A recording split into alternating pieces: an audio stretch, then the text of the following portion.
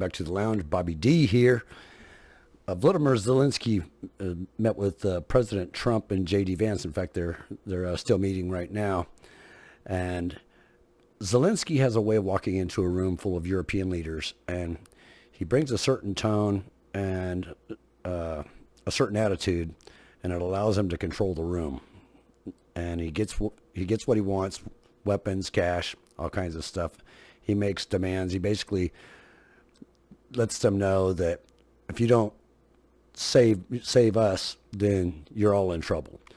And Nancy Pelosi and Chuck Schumer during Trump's first term, they went into the Oval Office and they kind of tried to do the same thing, and it got really contentious pretty quick. And everybody watched that exchange.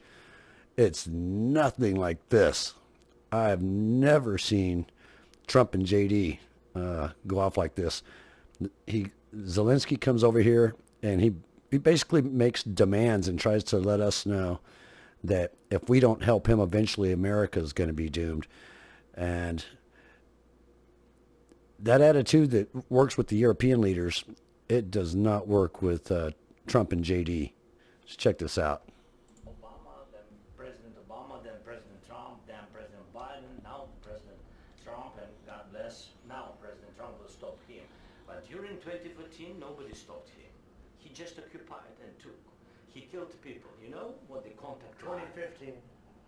2014. 2014 and 2014. Yeah. So I was not here. Yeah, but That's exactly right. Yes, but during 2014 till 2022, the situation the same. That people have been dying on the contact line.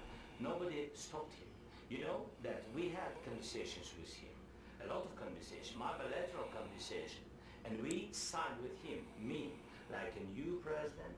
In 2019, I signed with him the deal. I signed with him, Macron and Merkel, we signed ceasefire. Ceasefire. All of them told me that he will never go. We signed with him with gas contract. Gas contract. Yes, but after that, he broke the ceasefire. He killed our people and he didn't exchange prisoners. We signed the exchange of prisoners, but he didn't do it. What kind of diplomacy, JD, you are speaking about? What do you mean?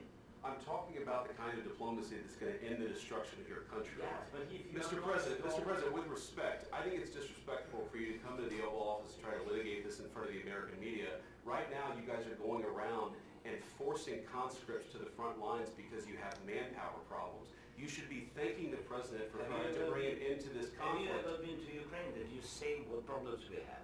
I have been to. Come once. I've actually watched and seen the stories, and I know what happens is you bring them on a propaganda tour, Mr. President. Do you disagree that you've had problems bringing people in your military? And do you think that it's respectful to come to the Oval Office of the United States of America and attack the administration that is trying to prevent the destruction of your country? A lot of questions. Let's start from the beginning. Sure. First of all, during the war, everybody has problems. Even you, but you have nice ocean and don't feel now, but you will feel it in the future. God bless. You don't know that. God bless. God bless. You will not have war. Don't tell us what we're going to feel. We're trying to solve a problem. Don't tell us what we're going to feel. I'm not telling you. Because you're in no position to dictate that. That's exactly what You're in no position to dictate what we're going to feel. We're going to feel very good. Feel influence. We're going to feel very good and very strong. You will feel influence. You're right now not in a very good position. You've allowed yourself to be in a very bad position, and he happens to be right From about the it. very beginning of the war. You're not in a good position. You don't have the cards right now. With us, you start having Not playing cards. cards. Right now, you don't. I'm very You're playing serious, cards. Mr. President. You're I'm playing very cards. serious. You're gambling I'm with the the lives president of anymore. millions of people. You think- You're gambling with World War III. You're gambling with World War III. And what you're doing is very disrespectful to the country, this country. That's with back all to you. respect to you. Far more than a lot of people said they should have. Have you said thank you once this A lot entire of meeting? times. No, in this Even entire today. meeting, you said thank Even you. today. You went to Pennsylvania and campaigned for the opposition in October, offer some words of appreciation for the United States of America and the president who's trying to save your country. Please, you think that if you will speak very loudly about the war, you He's can... not speaking loudly. He's not Yeah. speaking loudly. Your country's in big trouble. Can I Wait a answer? minute. No, Can you've I done a lot answer? of talking.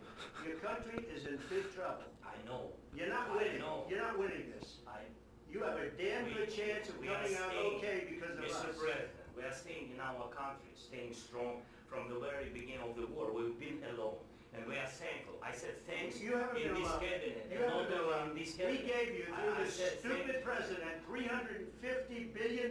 You We voted gave for you your military equipment, You and your voted men for are your brave, but they had to use our military. What about West? If you didn't have You our invited military me- equipment, You invited if me you this didn't week. have our military equipment, this war would have been over in 2 weeks. In 3 okay? days, I heard it from Putin. In 3 days, this is something Maybe new. less. In 2 weeks, of course, yes. It's gonna be a very hard thing to do business like this. I tell you. Just say thank you. I said a lot of times Accept to American people. accept that there are disagreements, and let's go litigate those disagreements rather than trying to fight it out in the American media when you're wrong. We know that you're wrong. But you see, I think it's good for the American people to see what's going on. I think that's right. I think it's very important. That's why I kept this going so long. You have to be thankful. You don't have the cards. Thankful.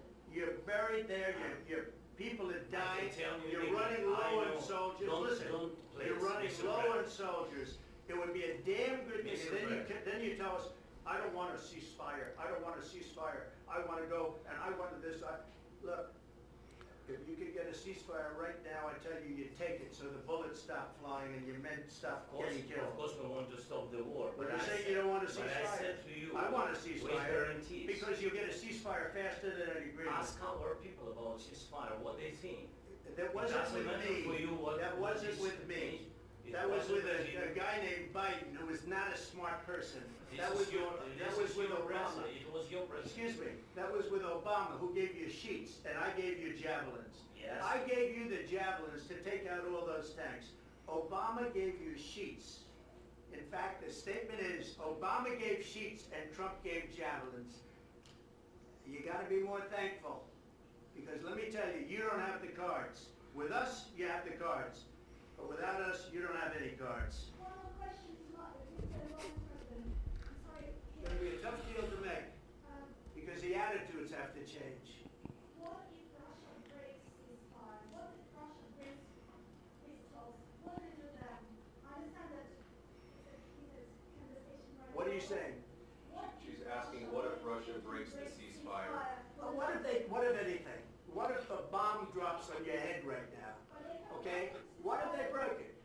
I don't know. They broke it with Biden because Biden, they didn't respect him. They didn't respect Obama. They respect me.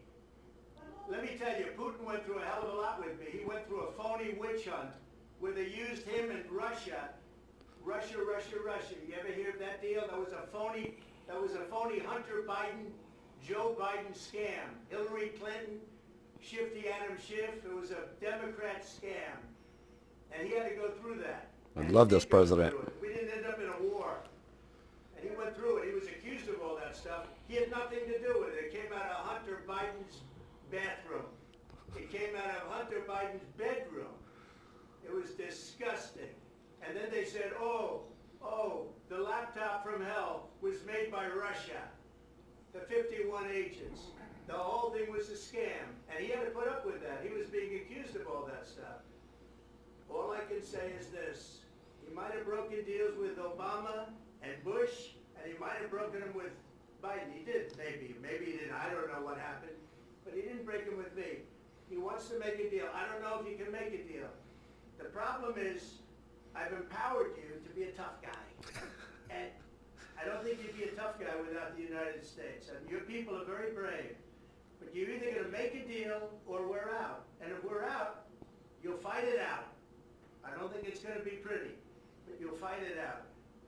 But you don't have the cards. But once we sign that deal, you're in a much better position. But you're not acting at all thankful. And that's not a nice thing. I'll be honest, that's not a nice thing. All right, I think we've seen enough. What do you think? Huh? This is going to be great television, I will say that. All right. We'll see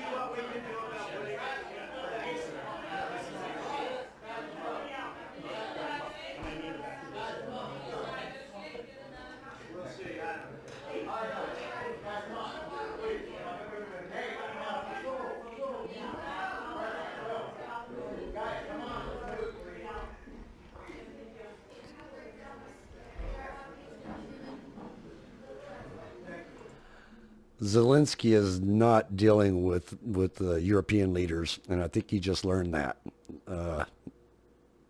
He doesn't get to say, come over here and demand weapons, demand money, just to keep this war going. And I agree with Trump. Zelensky doesn't want a ceasefire. He wants weapons and he wants cash. And I think he just ran into a brick wall with Trump and JD. And that's why Trump is our leader, and that's why we support him so much. Fantastic, but boy, that got hot. That got really hot. So that was great. And Trump knows how to handle him, and I can see easily JD Vance. He's certainly no slouch. I guarantee President Trump is proud of his VP pick this time. He doesn't sit back on his ass the way Pence did. JD's a puncher just like Trump is, and man, America needs some good punchers right now. So anyway, thanks for joining me at the lounge. Bobby D here.